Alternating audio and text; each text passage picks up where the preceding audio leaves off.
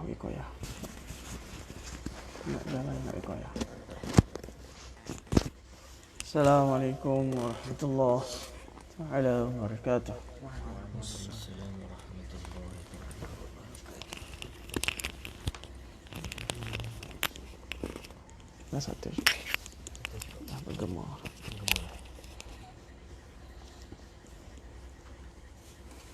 InsyaAllah tuan-tuan, insyaAllah mana yang masuk kita share dan bagi tahu kawan-kawan kita tag nama mereka. Kita akan mulakan sebentar saja lagi, InsyaAllah ta'ala.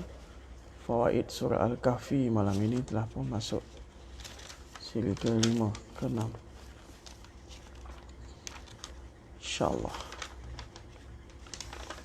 Waalaikumsalam.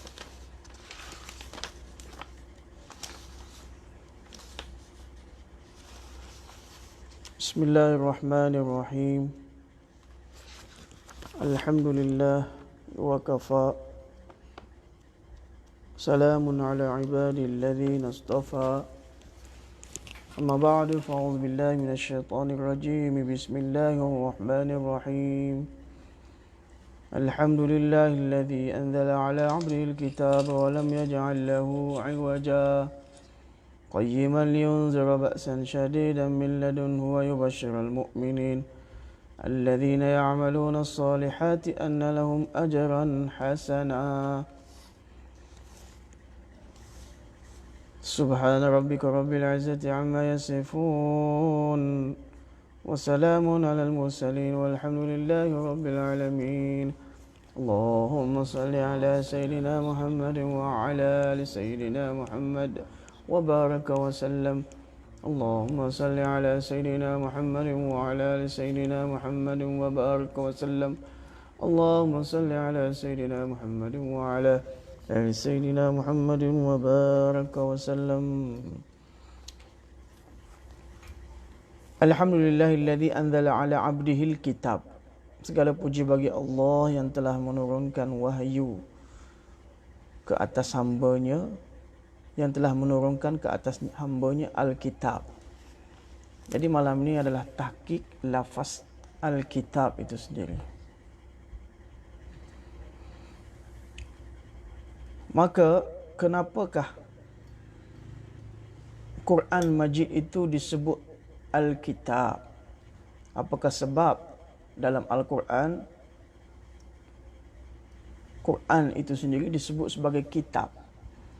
Maka dengan itu Imam Majduddin Muhammad Ya'qub Fairuz Abadi berkata, Al-Quran summiya kitaban lima jumi'a fihi minal qasasi wal amri wal nahyi wal amthal wal syara'i wal mawa'izi aw li'annahu jumi'a fihi maqasidul kutubil munazzalati ala sa'iril anbiya. Dia kata Al-Quran itu juga disebut sebagai Al-Kitab. Ini kerana Al-Quran dinamakan kitab kerana dihimpunkan padanya Al-Quran tadi segala jenis daripada minal qasas, daripada cerita-cerita, wal amri ada perintah Allah, wal nahyi ada larangan Allah, wal amthal ada misal-misal perumpamaan, was syara'i ada syariat-syariat Allah, wal mawa'iz ada nasihat-nasihat. Ataupun Quran itu dinamakan kitab li'annahu jumi'a fihi, kerana padanya dihimpunkan segala maqasidul kutub, segala maksud-maksud kitab-kitab yang terdahulu yang telah diturunkan ke atas keseluruhan anbiya sebelum ini. Maka dengan sebab itulah Al-Quran itu disebut kitab. Dua sebab dia bagi tahu. Quran itu dinamakan Alkitab kerana Quran itu, dalam Quran itu pertamanya dihimpunkan segala kisah-kisah, kan kita baca kisah Nabi Musa, kisah Nabi Yusuf, kisah Nabi Khidir kan dalam Al-Quran. Juga dalam Al-Quran ada perintah-perintah Allah, aqimus solah wa atuz zakah, ada larangan Allah, wan nahyi la taqrabuz zina, wal amthal mathalu ma yunfiqun, misal-misal perumpamaan kan. Wasyara'i ada syariat-syariat Allah, wal mawa'iz ada apa? Ada nasihat-nasihat. Ya. kullu nafsin za'iqatul maut, misalnya Allah Ta'ala bagi tahu, itu nasihat-nasihat. Itu sebab pertama. Ataupun Quran itu disebutkan kitab li'annahu jumi'a fih, kerana apa? Dalam Al-Quran itu dihimpunkan segala poin-poin, maksud-maksud di dalam kitab-kitab yang terdahulu yang diturunkan kepada semua anbiya. Maknanya dalam Al-Quran ini ada segala himpunan perkara-perkara yang diturunkan dalam kitab Zabur, dalam Injil, dalam Taurat dan kitab-kitab Samawiyah sebelum ini, semuanya dihimpunkan di dalam Al-Quran sebagai conclusionnya. Maka Allah Subhanahu wa taala dalam firman yang menyebut alif lam mim zalikal kitab, itu adalah kitab, yakni itu adalah Al-Quran. Lafaz kitab dalam Al-Quran ni kita akan jumpai dengan lafaz yang berbeza sebanyak 320 tempat dalam Al-Quran. Ada lafaz kitab. Allah Ta'ala bawa mari dengan lafaz kitab. Di dalam Al-Quran ni ada 320 tempat.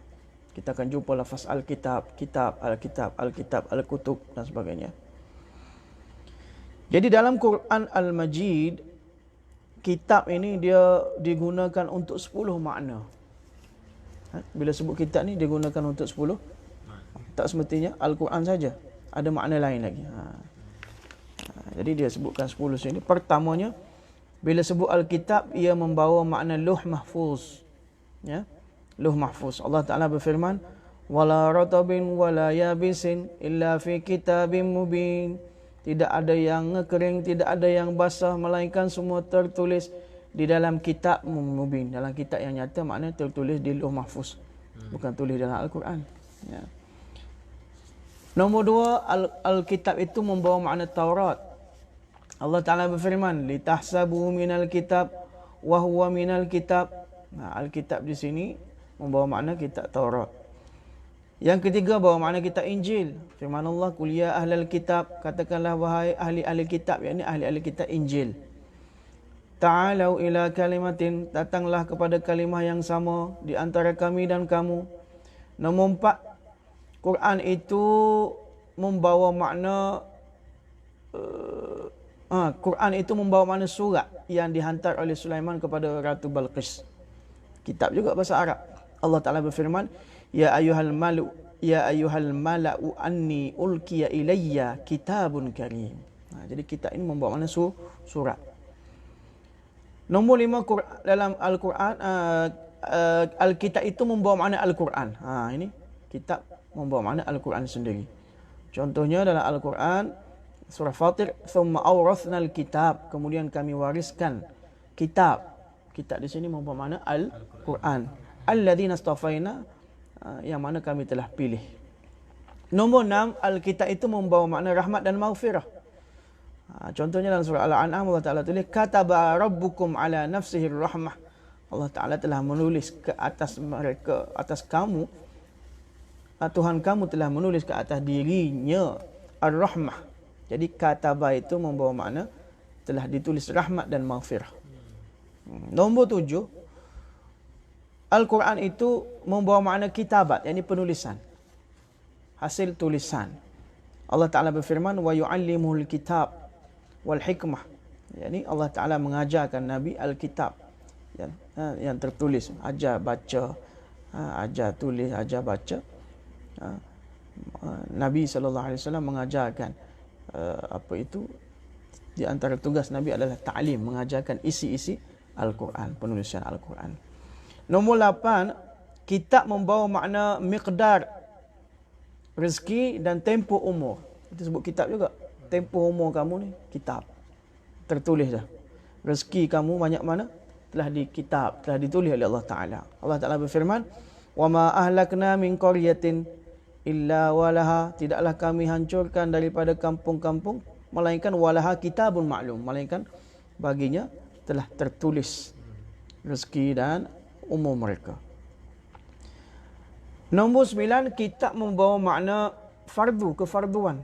Contoh ayat ini dalam surah An-Nisa, innas solata kanat alal mu'minina kitaban mawquta. Sungguhnya solat itu adalah kitaban, satu perkara yang telah difardukan, satu kefarduan. Kitab makna sini satu kefarduan mauquta yang ada waktu-waktu yang tertentu. Ke atas apa? Alal mukminin, ke atas orang mukminin. Jadi Alkitab di sini membawa makna kefarduan. Dan terakhir sekali nombor 10, Alkitab itu membawa makna buku catatan, buku register. Kan? Buku catatan yang kita akan terima tangan kanan, tangan kiri ni. Semoga Allah Ta'ala bagi kita semua tangan kanan, insya-Allah, surah umat Nabi SAW.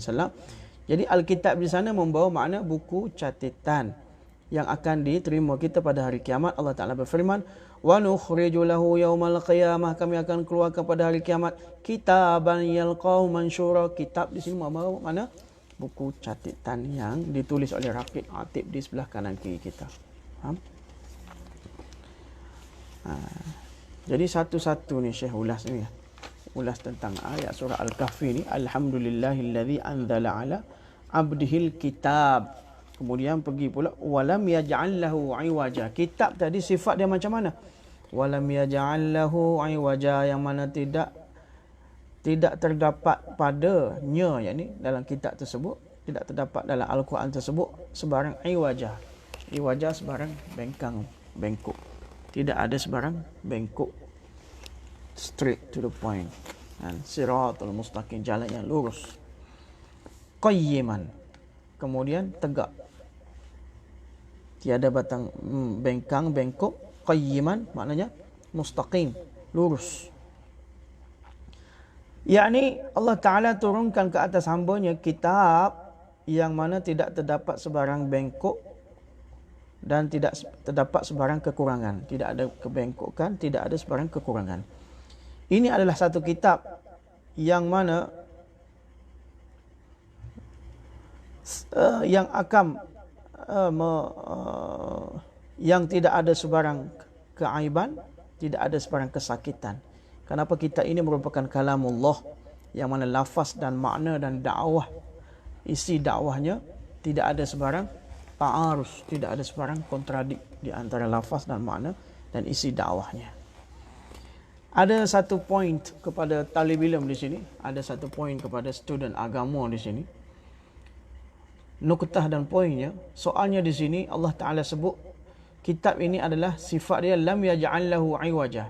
Kitab yang mana tidak ada sebarang bengkok, tidak ada sebarang kona-kona pusing-pusing, tak ada, U-turn tak ada. Itu maksud dia. Kemudian selepas Allah Ta'ala kata iwajan, apa perlu lagi Allah Ta'ala bawa mari qayyiman, straight, lurus. Bila kata jalan itu tak bengkok, makna kita faham idenya lurus. Itu persoalannya, kenapa perlu lagi Allah Ta'ala bawa mari qayyiman pula.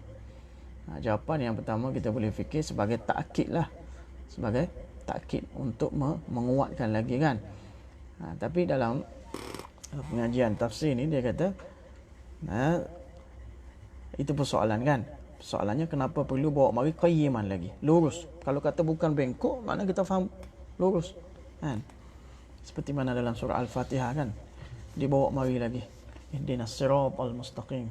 Mustaqim yang macam mana? Dijelaskan lagi siratal ladzin an'amta alaihim, jalan yang dikurniakan kepada orang yang diberi nikmat ke atas mereka itu. Ghairil maghdu, jelaskan lagi bukannya jalan yang dimarahi, dimurkai Allah Subhanahu wa taala ke atas mereka itu. Dan jelaskan waladdallin, dan bukan juga jalan yang sesat. Jadi persoalan dalam nuktah di sini, kenapa perlu lagi, apakah faedah bila dibawa lam yaj'al lahu iwaja, kitab ini tidak ada sebarang bengkang bengkok. Kemudian kenapa perlu lagi dibawa qayyiman, lurus? Maka jawab diberi oleh Imam Farra. Beliau berkata di sini qayyiman membawa makna qaiman.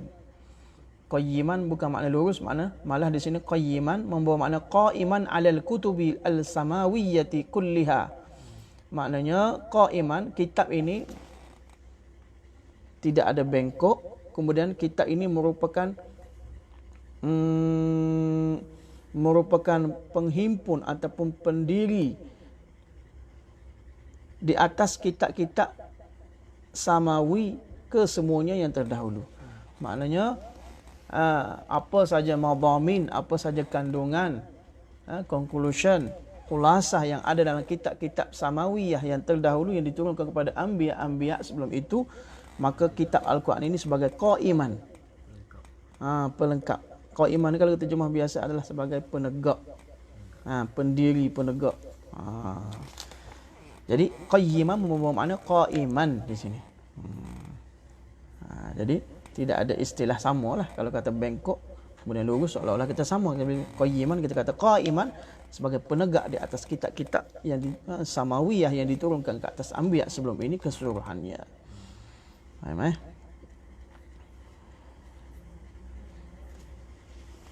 Faedah suluk.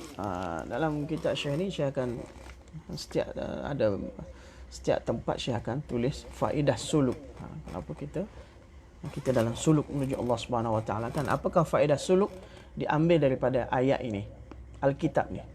Maka Imam Kushairi rahmatullah alaihi berkata, "Sanahu 'anit tanaquzi wat ta'aruzi fa huwa kitabun azizun min rabbin azizin yanzilu 'ala 'abdin azizin." Tafsirul Bahrul Madid. Imam Kushairi berkata, kitab ini sanahu 'anit tanaqus. Allah Taala telah memelihara kitab ini daripada tanaqus, daripada kontradik, wat ta'arus dan bertentangan. Fahuwa kitabun azizun, maka ianya adalah satu kitab yang mulia. Min rabbi azizin, kitab yang mulia daripada Rabb, Tuhan yang aziz, Tuhan yang mulia. Yanzilu ala abdin azizin, kemudian diturun kepada hamba yang mulia. Kitab yang mulia yang diturunkan daripada pihak Allah Rabbul Izzah yang mulia, diturunkan kepada hambanya yang mulia, Nabi Muhammad sallallahu alaihi wasallam. Itu faedah suluk daripada ayat ini. Yani mana-mana hamba yang mana telah pun mencapai makam ubudiyah, makam penghambaan, maka di dalam hatinya Allah Subhanahu Wa Taala akan mendatangkan ahwal dan asrar, ahwal hatinya dan asrar dan rahsia hatinya. Dil pe ahwal wa asrar ka esa ilm faizan famatakan juha. Maknanya orang yang telah mencapai makam ubudiyah, penghambaan ini, maka Allah Subhanahu Wa Taala akan campakkan ke dalam hatinya, menyebabkan hatinya timbul ahwal dan rahsia ilmu, yang mana rahsia ilmu yang Allah Taala campakkan, ahwal yang Allah Taala campakkan dalam hatinya tadi, yang mana selamat daripada sebarang bentuk bengkang-bengkok, lurus ahwal, seperti mana Al-Quran ini adalah tanpa bengkang-bengkok, lurus, mustaqim. Begitu juga ahwal orang yang dapat makam ubudiyah ini, dia tidak ada yutan-yutan, dia tepat, lurus, tidak ada ifrat wa tafrit, tidak ada melampau dan terlalu longgar pun tak, terlalu melampau pun tidak, dan tidak akan ada sebarang ilhad, tidak ada sebarang fasad, kerosakan, tidak ada sebarang inat, kedegilan dan sebagainya. Seperti mana Al-Quran itu sifat dia macam tu, ahwal yang ada, yang datang dalam hati orang yang mencapai makam ubudiyah pun akan terdapat sifat tersebut. Dan kemudian mereka yang mencapai makam irsyad, mereka yang dimuliakan dengan makam irsyad, maka di mana saja dia akan duduk, maka di sana akan tersebar hidayat. Satu makam ubudiyah, dia seorang-seorang menghambakan diri kepada Allah Subhanahu Wa Taala. Makam irsyad ni wali-wali Allah yang mana kerja dia beri irsyad kepada orang lain, bagi bimbingan kepada orang lain, baik melalui bayan, baik melalui tazkirah, baik melalui nasihat, mawa'iz dan sebagainya. Dan orang yang dapat makam irsyad, dimuliakan dengan makam irsyad, maka di mana saja dia duduk, maka di sana akan tersebarnya hidayah. Apa saja dia cakap, dia akan memberi satu taksir, kesan yang dalam. Dan wa Allah ki dia wa nur sedekta. Kenapa? Beliau akan melihat dengan nur yang dikurniai Allah Subhanahu Wa Taala kepadanya. Uska cahaya hidayat ke cerah banjatah, dan wajahnya akan menjadi cahaya hidayat, cahaya petunjuk, dan hatinya uski dil se nikalni wali tawajuh, dan tawajuh yang keluar daripada hatinya, tawajuh yang keluar daripada hatinya ia akan mencairkan hati yang sekeras-keras mana pun. Faham tak? Itu orang dapat makam irsyad. Khair. Kita pergi tajuk seterusnya adalah 3 hikmat nuzul Al-Quran. Terdapat 3 hikmat kenapa Allah Ta'ala turunkan Al-Quran. Hikmat yang pertama dalam ayat ini Allah Ta'ala bawa mari adalah untuk menakutkan tentang azab Allah Subhanahu Wa Ta'ala. Lalu Allah Ta'ala berfirman, anzalahul kitab wa lam yaj'al lahu iwaja liyunzira ba'san syadidan min ladunhu.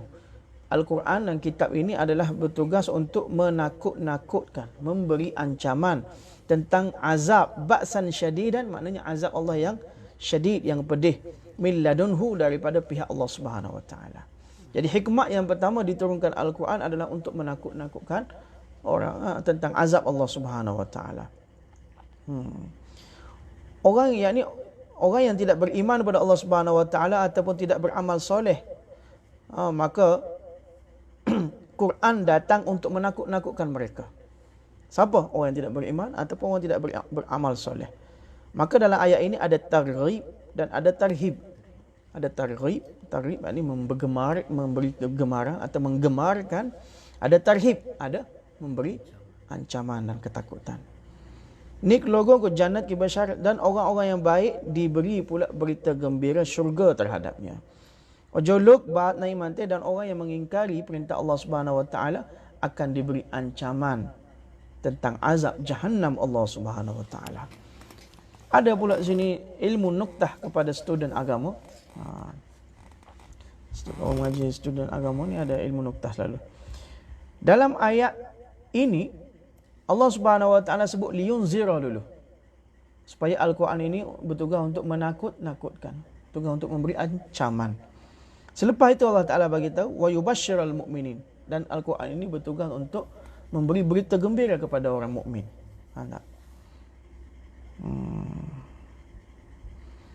Maka ianya bertepatan dengan satu kaedah menyebut daf'ul makruh. Daf'ul makruh muqaddamun ala tahsilil matlub. Daf'ul makruh, menolak perkara yang tidak disukai, itu adalah muqaddam, adalah terdahulu di atas mendapatkan perkara yang disukai. Itu kaedah. Faham tak? Menolak perkara yang tidak disukai adalah lebih muqaddam daripada mendapatkan, menghasilkan perkara yang disukai. Ataupun dalam kaedah perkataan lain menyebut daf'ul mudarrat aula min jalbil manfa'ah. Daf'ul mudarrat, mengelakkan perkara-perkara mudarat adalah lebih aula, lebih afdal daripada menarik manfaat. Faham tak? Faham tak?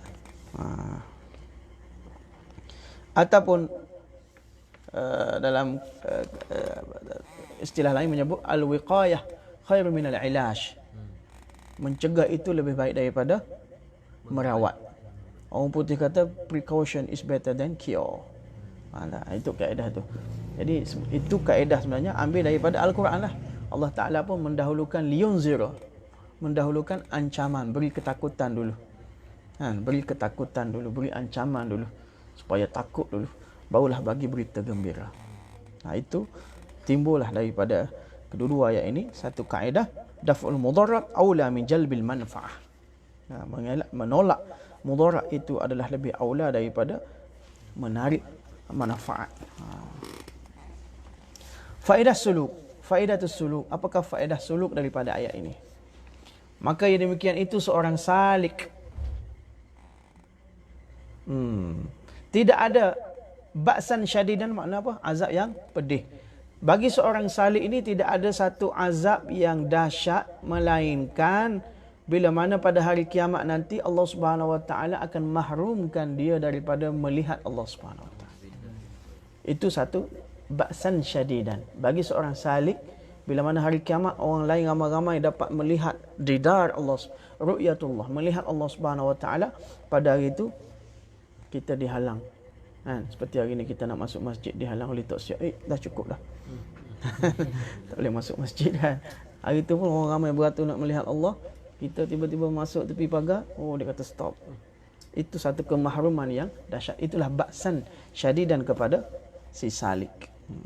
Allah Subhanahu wa taala berfirman, innahum an rabbihim yawma idzin lamahjubun. Ada orang macam ni dalam surah Al-Mutaffifin. Allah Taala bagi tahu sesungguhnya mereka yauma idzin, pada hari tersebut, lamahjubun, akan terhijab, an rabbihim, daripada melihat Tuhan mereka. Allah Taala selamatkan kita. Allahumma la taj'al minhum. Allah jangan jadikan kita di kalangan mereka. Itu ba'san syadidan bagi salik. Kalau bukan salik, ba'san syadidan dan campur dalam neraka lah. Bagi salik paling kurang, kalau termahrum daripada ru'yatullah itu satu, ba'san syadidan. Salik kita tarbak dur ke maksud dia dah. Jadi apakah maksud mujahadah, susah payah, riadah seorang salik ini? Maksud dan tujuannya hanyalah untuk mencapai redha ilahi, untuk menghasilkan redha ilahi. Ilahi anta maksudi wa ridhaka matlubi. Ini adalah maksud yang sangat besar sekali, sehinggalah Imam Syafi'i rahmatullahi alaihi berkata, imam kita, imamuna Imam Syafi'i rahmatullahi alaihi berkata, wallahi lau lam yuqin Muhammad bin Idris, demi Allah kalaulah Muhammad bin Idris ini tidak yakin. Muhammad bin Idris apa? Nama Imam Syafi'i. Dia kata, demi Allah, lau lam yuqin Muhammad bin Idris, kalaulah Muhammad bin Idris itu tidak yakin annahu yara rabbahu fil mi'ad, bahwasanya dia akan dapat melihat Tuhannya pada hari kiamat kelak, lama abdahu fid dunya, lama abdahu fid dunya, maka sudah tentu dia tidak akan beribadat kepada Tuhannya di dunia ini. Maknanya dia beribadat kepada di dunia ni, dia beribadat kepada Allah Subhanahu Wa Taala di dunia ni. Kenapa? Dia telah yakin pada suatu hari dia akan melihat Tuhannya. Jadi nak bagi tahu maksud ru'yatullah, melihat Allah di syurga ni, merupakan di antara maksud yang besar. Redha Allah ini merupakan di antara maksud yang besar di akhirat kelak. Demikian juga Imam Malik bin Anas rahmatullah berkata, lamma hajaba a'da'ahu falam yarauhu tajalla li awliya'i hatta ra'auhu zadul muyassar. Bila mana Allah Subhanahu Wa Taala menghijabkan musuh-musuhnya, sehingga kan mereka falam yarauhu, musuh-musuh Allah Taala nanti tidak akan dapat melihat Allah, maka dikala itu tajalla li awliya'i, Allah Taala akan Allah Taala akan membuka purdah kepada wali-walinya, hatta ra'auhu, sehinggalah wali-walinya tadi akan dapat melihat Allah Subhanahu Wa Taala. Jadi hikmat yang pertama nuzulnya Al-Quran itu pertama adalah untuk memberi ancaman terhadap azaban syadid, ba'zan syadid. Hikmat yang kedua adalah untuk memberikan berita gembira kepada orang mukmin. Wa yubashshiral mu'minin. Itu hasil daripada ayat wa yubashshiral mu'minin. Jadi daripada lafaz wa yubashshiral mu'minin, yakni tugas Al-Quran itu diturunkan kepada hamba-Nya Muhammad sallallahu alaihi wasallam adalah bertugas selain daripada untuk memberi ancaman, Al-Quran ini juga adalah bertugas untuk memberi berita gembira kepada orang mukmin. Jadi dengan didatangkan lafaz al-mu'min di sini, nak isyarah terhadap satu perkara, bahawa orang-orang yang mana memberi berita gembira melalui Al-Quran itu, sebenarnya orang itu adalah seorang yang mempunyai akidah yang mantap dan ianya seorang mukmin yang sebenar. Faham tak? Daripada wa yubashsyiral mu'minin, Quran ini bertugas untuk memberi berita gembira kepada orang mukmin, nak isyarah kepada satu perkara, bahawa orang-orang yang dalam ceramahnya, dalam tazkirahnya, dia memberi berita gembira tentang Al-Quran, beri berita gembira tentang syurga, berita gembira tentang bidadari, berita gembira tentang peristiwa di hari akhirat, di kiamat kelak, maka orang ini adalah orang yang mempunyai akidah yang mantap dan mukmin yang sebenar. Ahli basyarah itu ada 3 jenis. Ahlul basyarah, ahli basyarah, orang yang memberi berita gembira itu ada 3 jenis. Maka Syekh Najmuddin Al-Kubra berkata, ahlu basyarah itu ada tiga jenis. Pertama, yattaquna syirka bitauhid, mereka mengelakkan syirik dengan tauhid. Mereka mencegah daripada syirik dengan melalui tauhid. Pertama, itu adalah ahlu basyarah. Yang kedua, yattaquna al-ma'asi bitta'ah. Ini tingkat hebat sikit. Mereka mengelakkan maksiat dengan melakukan ketaatan. Yattaquna al-ma'asi bitta'ah. Boleh tulis tak Hanafi? Pertama, yattaquna syirka bittauhid, mengelakkan syirik dengan tauhid. Yang kedua, yattaquna al-ma'asi bitta'ah, mengelakkan al-ma'asi, dosa-dosa dengan melakukan ketaatan. Dan yang ketiga, yattaquna amma siwallahi ta'ala billah. Ini yang paling hebat, yang tinggi sekali. Mereka mengelakkan apa saja yang selain Allah Subhanahu Wa Taala. Tadi mengelakkan daripada melakukan syirik. Itu pertamanya. Pertamanya, kita kena usaha seboleh mungkin bahawa tidak ada sebarang syirik, baik khafi, baik jali, dalam kehidupan kita. Ini juga tingkat takwa, tingkatan takwa ditulis dalam tafsir Jalalain pun begitu juga. Tingkat takwa yang pertama, paling kurang dia kena mengelakkan diri dia adalah daripada melakukan syirik. Yang kedua, kena mengelakkan diri dia daripada melakukan dosa dan maksiat. Dan takwa yang paling tinggi, kelas VVIP, khawasul khawas, adalah ittiqa an kulli ma siwallah. Mengelakkan diri daripada segala sesuatu selain Allah. Itu adalah ahlul basyarah yang ketiga. Jadi samarat iman kabayan, penjelasan tentang buah-buah iman di sini. Wa yubashsyiral mu'minin, sifat orang mukmin itu diberitahu, alladzina ya'maluna as-solihat. Orang mukmin itu adalah orang yang beramal soleh. Dalam Al-Quran, di mana saja maqam atau tempat Allah Ta'ala sebut orang beriman, di mana Allah Ta'ala bagi berita gembira kepada orang yang beriman, maka di sana juga Allah Subhanahu Wa Ta'ala akan kepilkan sekali dengan amal yang soleh. Walladzina amanu wa ya'maluna as-solihat. Alladzina amanu ya'maluna as-solihat. Orang beriman kemudian beramal soleh. Jadi di dalam Al-Quran ni, di mana saja maqam yang ada orang yang beriman, di sana Allah Ta'ala kepilkan dengan amalan yang solehah. Jadi nak bagi tahu seperti mana membetulkan akidah itu satu perkara yang penting, demikian juga membetulkan amalan juga adalah satu perkara yang penting. Dalam Al-Quranul Majid lebih 50 maqam, lebih 50 tempat yang mana Allah Subhanahu Wa Ta'ala kepilkan walladzina amanu wa amilus solihat. Orang beriman dengan amalan soleh. Jadi fawaidus suluk di sini, amal soleh, apakah yang disebut, apakah yang dimaksudkan dengan amal soleh? Amal soleh itu adalah setiap amal, maksudnya adalah setiap amal yang mana amal tadi maksudnya yang dibuat hanyalah semata-mata untuk mencapai redha Allah. Faham tak? Itu amal soleh. Jadi amal soleh ini bukan sembahyang saja. Amal soleh ini bukan zikir tilawat saja. Amal soleh bukan sedekah khairat saja. Setiap amalan yang dibuat semata-mata untuk mencapai redha Allah, itu amal soleh. Jadi kalau kita mencuri untuk mencapai redha Allah, itu amal soleh. Itu bukan amal soleh. Sebab mencuri kan. Itu bukan amal soleh. Minum arak untuk capai redha Allah, mana boleh. Jadi setiap amalan yang kita buat, sebab itulah kita kena niat betul-betul kita buat apa saja pekerjaan kita. Baik kita kerja, makan gaji, kita duduk di office, kita seorang cikgu. Tiba-tiba tadi mati. Okey, setiap amalan yang mana bertujuan untuk mencapai redha Allah itu amal soleh. Maksud Allah Ta'ala keredahu, dan ada lagi dan di sini. Dan yang amalan tadi dibuat adalah selaras dengan kawaid syar'iyah. Selaras dengan kawaid syar'iyah. Jadi kalau merompak tadi selaras dengan kawaid syar'iyah ke? Taklah. Minum arak kan, itu berkhilaf dengan kawaid syar'iyah. Jadi setiap amalan yang selaras dengan kawaid syar'iyah dan bertujuan untuk mencapai redha Allah, itu amalan soleh. Jadi kita buat apa pekerjaan, kita buat bisnes ke, kita kerja ke, kita buat apa saja adalah untuk mencapai redha Allah, itu niat kita. Barulah jadi amalan yang soleh. Oleh demikian seorang salik tu amal soleh bilkul mustaghraq. Jadi seorang salik sepatutnya dia mestilah tenggelam di dalam melakukan amal soleh. Seorang salik itu sepatutnya dia hendaklah sentiasa mustaghraq, tenggelam di dalam amal yang soleh.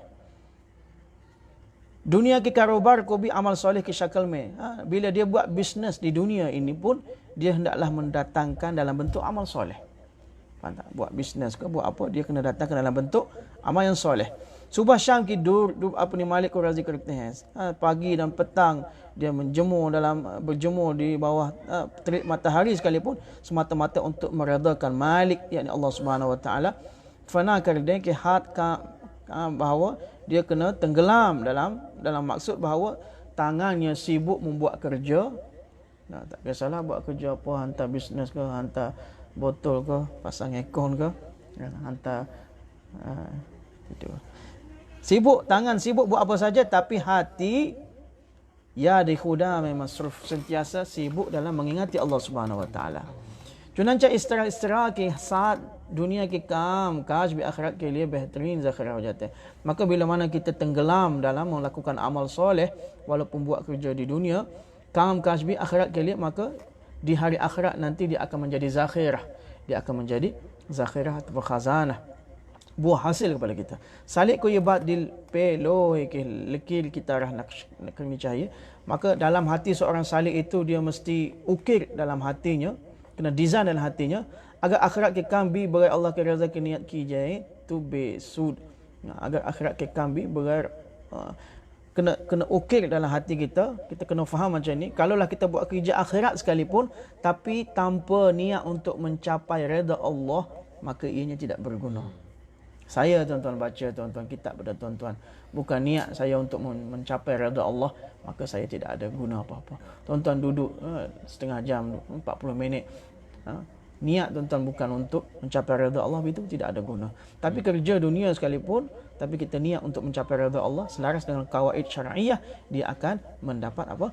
Mendapat zakhirah dan buah hasil daripada Allah Subhanahu Wa Taala. Dia akan jadi amal yang soleh. Oh, amal bi maut taksal, dan amal ini hendaklah kita buat secara berterusan, secara istiqamah sampai bila? Sampai mati. Sebab tu Allah Taala menyebut kepada kekasihnya baginda Nabi sallallahu alaihi wasallam, wa'bud rabbaka hatta ya'tiyakal yaqin, surah Al-Hijr, dan sembahlah Tuhan kamu sehinggalah datang kepada kamu al-yaqin, datang keyakinan di sini. Maka ulama menyebut yakin di sini membawa sehingga datang maut. Yakin di sini membawa makna maut. Hendaklah kamu sembah Allah Subhanahu Wa Taala hatta ya'tiyakal yaqin, sehingga datangnya maut, hingga datangnya kematian. Insya-Allah tuan-tuan boleh ya. Jadi insya-Allah esok kita masuk dalam ayat anna lahum ajran hasana. Apa yang dimaksudkan ajar? Pahala. Ajar itu dah bawa banyak makna, ada bawa makna pahala, ada bawa makna ajar, ujrah, upah dan sebagainya. Kita akan bincang malam lusa insya-Allah taala. Mudah-mudahan Allah Subhanahu Wa Taala bagi pemahaman kepada kita surah Al-Kahfi ini, menyebabkan kita makin gemar untuk membaca surah Al-Kahfi ini, khususnya esok pada hari Jumaat. Dan tuan hari Jumaat kita boleh baca, malam ni pun dah boleh start baca. Satu surah komplit full set kalau kita baca itu terbaik. Paling tidak kita baca 10 ayat yang pertama dan 10 ayat yang terakhir. Paling malas sekali pun kita baca 10 ayat yang pertama. Disebut dalam hadis, kita banyak bandingkan fadilat surah Kahfi pun ni, siapa yang baca surah Kahfi daripada Jumaat sampai Jumaat depan, dia akan terpelihara daripada sebarang fitnah. Kalau Dajjal timbul pada tengah-tengah minggu itu pun dia akan terselamat daripada Dajjal. Dan banyak fadilat kita telah ulas baru ni. Mudah-mudahan Allah Subhanahu Wa Taala bagi taufik untuk kita baca surah Al-Kahfi menjadi amalan mingguan kita insya-Allah taala. Wa akhiru da'wana alhamdulillahirabbil alamin. Jazakumullahu khairul jazaa kepada tuan-tuan yang mengikuti kelas pengajian kita ni. Moga Allah Taala redha pada tuan-tuan. Allah Subhanahu Wa Taala timbulkan dalam bentuk amal salihah yang diridha Allah Taala. Jazakumullahu khairul jazaa.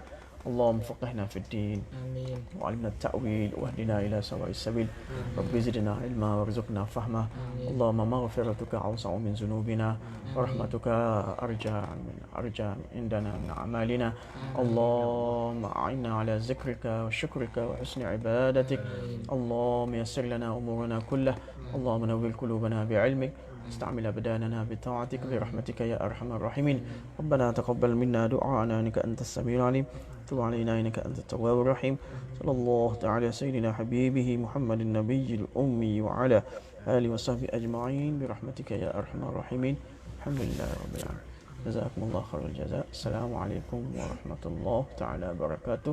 Besok kita jumpa dalam Salik Mujaddidi, kitab Berakhir Selamat Tumhara Nisbat insya-Allah.